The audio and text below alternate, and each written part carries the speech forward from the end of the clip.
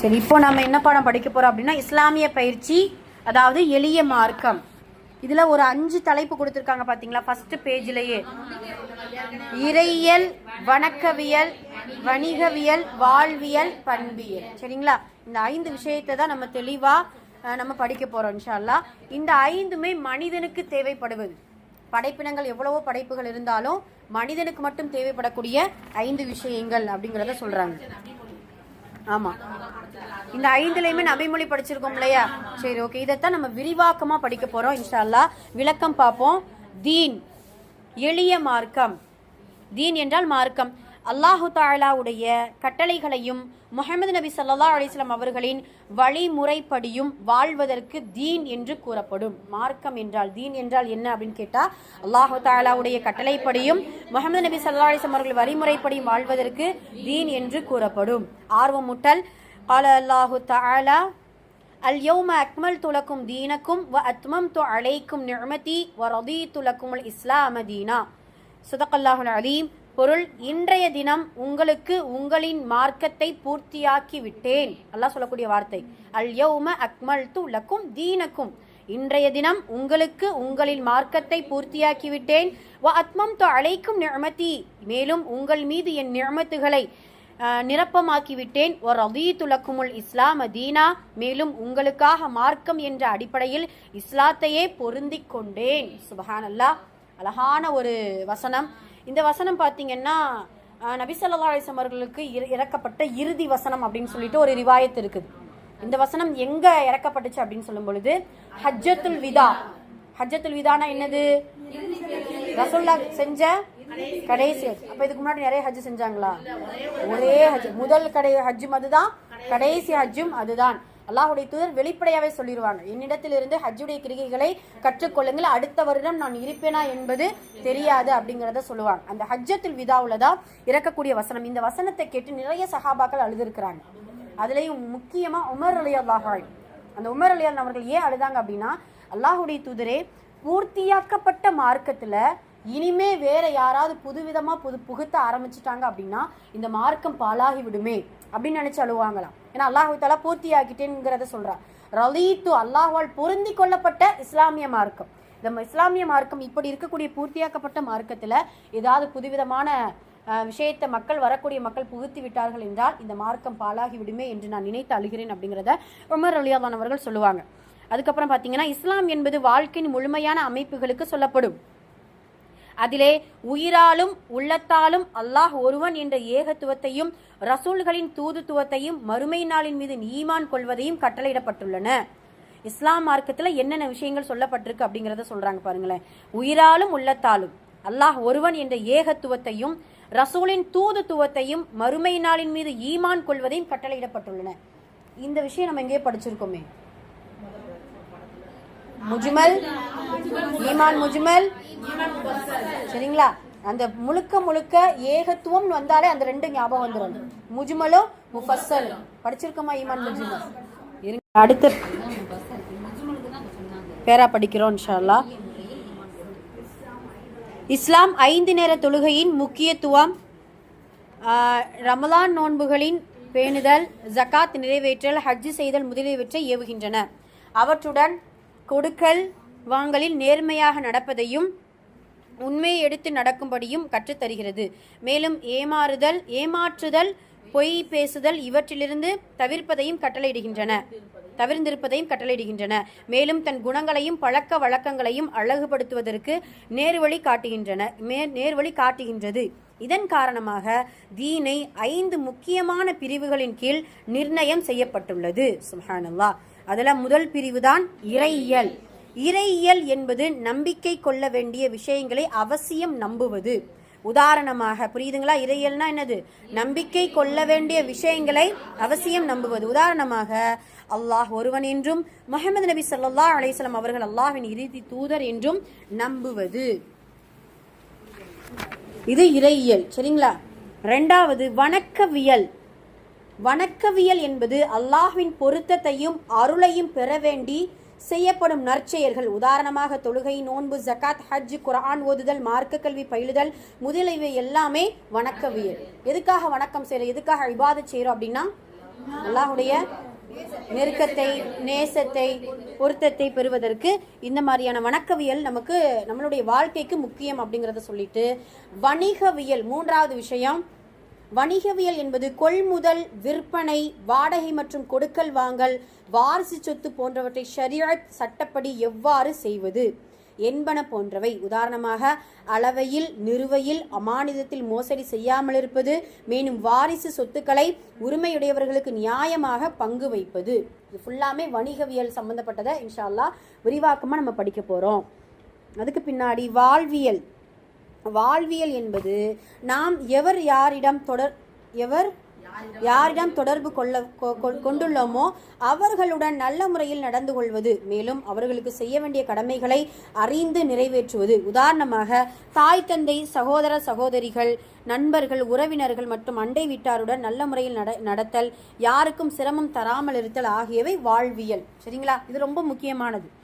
நமக்கு அல்லாஹு தாலா தனிப்பட்ட ஒரு மனிதனாக வாழ சொல்லலை, ஒரு குடும்பமாக, ஒரு சமுதாயமாக, ஒரு உறவுகளை பேணக்கூடிய மக்களாக வாழ சொல்லியிருக்கான்.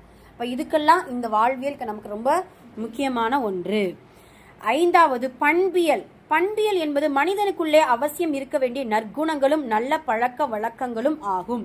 உதாரணமாக உண்மை, அமானிதத்தை பேணுதல், வாக்கில் சுத்தம், கோபம், கோல், புறம் முதலியவற்றிலிருந்து தவிர்ந்திருத்தல், எவரின் முழு வாழ்க்கையையும் மார்க்கத்திற்கு ஏற்றவாறு இருக்குமோ, மேலும் எவரின் ஈமான், கொள்கை, வணக்க வழிபாடுகள், வியாபாரம், கொடுக்கல் வாங்கல், நற்குணங்கள், பழக்க வழக்கங்கள், மக்களின் தொடர்புகள் அனைத்தும் மார்க்கத்தின் சட்டங்களுக்கு தோதாக இருக்குமோ அவரே பரிபூரணமான முஸ்லிமாவார். சுப்ஹானல்லாஹ்.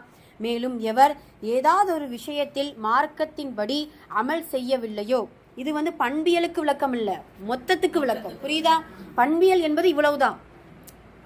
பண்பியல் என்பது அந்த சொல்றாங்க இல்லையா, சுத்தம், கோபம், கோல், புறம் முதலியவற்றிற்கு தவிர்த்தல், இதுதான் பண்பியல்.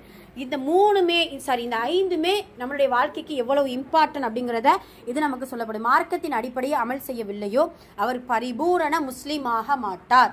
அப்ப இந்த 5 விஷயத்துல ஏதாவது ஒண்ணு இல்லைனாலும் நமக்கு என்ன இல்லை, முஸ்லீம், பரிபூரண முஸ்லீம்ங்கிற தகுதியை இழந்து விட்டோம். இல்லை எனக்கு இறையியல் மட்டும் போதும், நான் பண்பை நான் எடுத்துக்க மாட்டேன், எனக்கு இறைவன் மட்டும் போதும், அவனுக்கு நல்ல பிள்ளையா இருந்தா போதும், நான் பெற்றோரையோ சகோதர சகோதரிகளையோ உறவுகளையோ நான் பேணாம இருந்துக்கிறேன் அப்படின்ட்டு நம்ம இது பண்ணோம் அப்படின்னா அது என்ன செய்யறது, உண்மை முஸ்லீமாக இருக்க முடியாது. இல்லை எனக்கு இறைவனும் பண்பியலும் மட்டும் போதும், எனக்கு வணிகவியல் தேவையில்லை, பொருளாதாரத்தில் நான் எனக்குன்னு மட்டும் நான் எடுத்துக்கிடுவேன், மக்களுக்கு கொடுக்கவும் மாட்டேன், வாரிசுகளுக்கும் கொடுக்கவும் மாட்டேன், கொடுக்கல் வாங்கல் வைக்க மாட்டேன் அப்படின்னு இருந்தோம் அப்படின்னா பரிபூரணமான முஸ்லீம் ஆக முடியாது. அப்போ எல்லாமே நமக்கு முக்கியம். இறையியல், வணிகவியல், வாழ்வியல், பண்பியல், வணக்கவியல். சுபஹானல்லாஹ். இந்த 5 இருந்தால்தான் பரிபூரணமான முஸ்லீமாக முடியும். அப்போ தனித்தனியா இறையியல்னா என்னங்கிறத நம்ம முதல்ல புரிஞ்சுக்கிறோம். அதுக்கு இதுக்கும் நம்ம நாம நினைக்கிறோம் வெறும் குணங்கள் மட்டும் இறையியலாக இருக்குமோ, நம்ம சொல்றோம் இல்லையா, நல்லபடியா நம்ம நடந்துக்கிட்டோம் அப்படின்னாலே அல்லாஹ்வுக்கு எல்லா காரியங்களும் நம்ம எல்லா அமல்களும் செஞ்சதுக்கான அர்த்தம் ஆயிரும். கிடையாது. இறைவனுக்கு கொடுக்கக்கூடிய ஹக்கையும் நம்ம கொடுக்கணும், அதே போல உறவுகளுக்கு கொடுக்கக்கூடிய ஹக்கையும், மக்களுக்கு செலுத்த வேண்டிய ஹக்கையும் நம்ம செலுத்த வேண்டும். சுப்ஹானல்லாஹ். உதாரணமாக இதுதான் நமக்கு ரொம்ப முக்கியம்.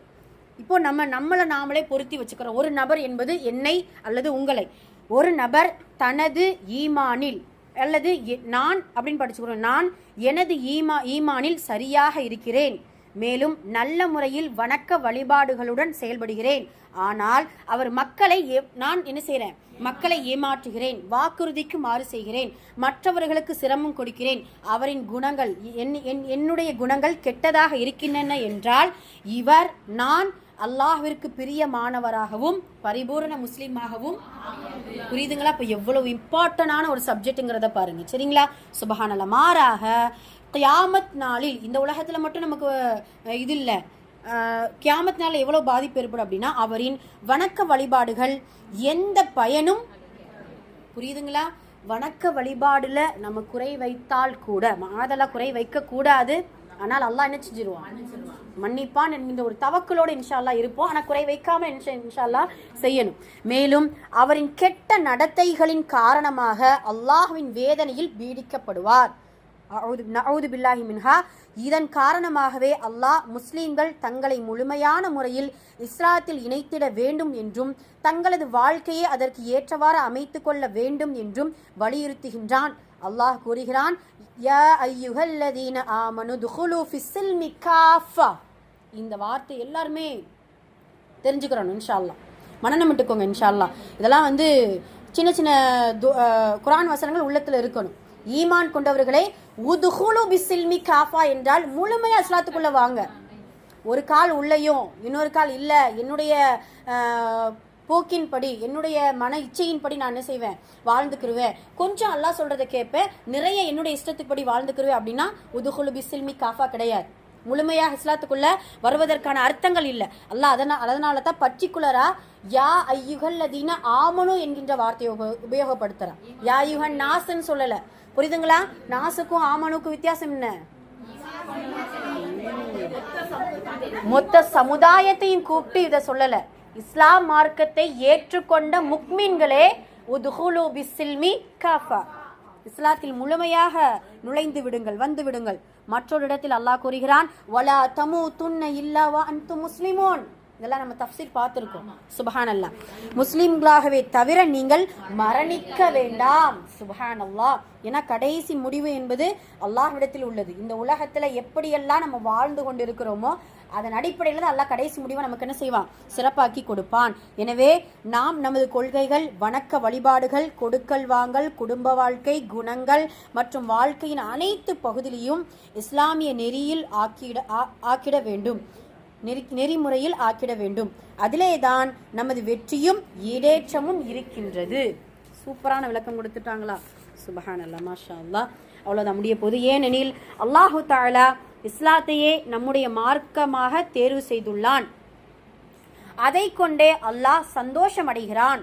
இஸ்லாத்தை தவிர உள்ள அனைத்து மதங்களும் வீணானதாகவும் மாற்றப்பட்டதாகவும் ஆகிவிட்டன. எனவே கியாமத் நாள் வரை இஸ்லாம் மட்டுமே நிலைத்திருக்கும். ஒவ்வொரு தனி மனிதனின் வெற்றியும் ஈடேற்றமும் இஸ்லாமிய வாழ்க்கையில் தான் இருக்கிறது. இதை தேர்ந்தெடுப்பதன் மூலமே பரிசுத்தமான வாழ்க்கை வாக்களிக்கப்பட்டுள்ளது. மேலும் சுவனமும் அளவில்லா இரணமும் தருவதாக நற்செய்திகளும் கூறப்பட்டுள்ளன. சுப்ஹானல்லாஹ். சரிங்களா? அல்ஹம்துலில்லாஹ். அப்போ அல்லாஹு தாலா இதுல இன்னொரு விஷயம் கவனிச்சுக்கிறணும்.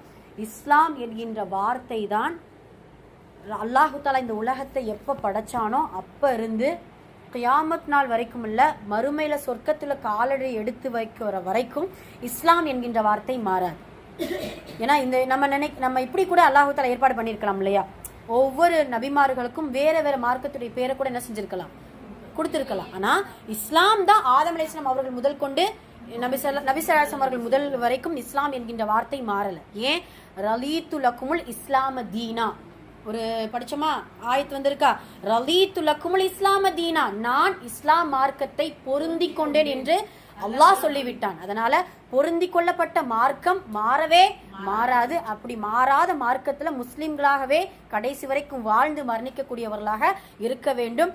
அப்படி முஸ்லிம்களாக மரணிப்பதற்கு இந்த 5 விஷயம் நமக்கு கட்டாயம் தேவை. இறையியல் கண்டிப்பா தேவை, வணிகவியல் தேவை, வாழ்வியல், பண்பியல், வணக்கவியல். சுபஹானல்லாஹ். இந்த 5மே மிக முக்கியமான பண்புகள். முஸ்லிம்களாகிய நமக்கு பரிபூரண தன்மை கொடுக்கக்கூடிய 5 பண்புகள். சரிங்களா?